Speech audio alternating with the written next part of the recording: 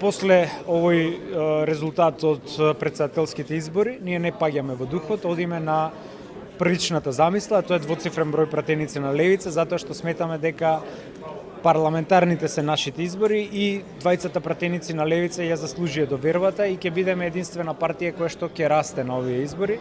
Очекуваме во четврка да влезат овие двајца минимум, а можеби и трет пратеник, така што не се обескуражуваме од постигнатиот резултат од претседателски избори, затоа што тој реално беше и очекуван, ако споредиме од минатите парламентарни, кога имавме 37.000 гласови, сега имаме 42.000, очекуваме над 80.000 гласови на парламентарни, што би донело некаде од 8 до 10 пратеника.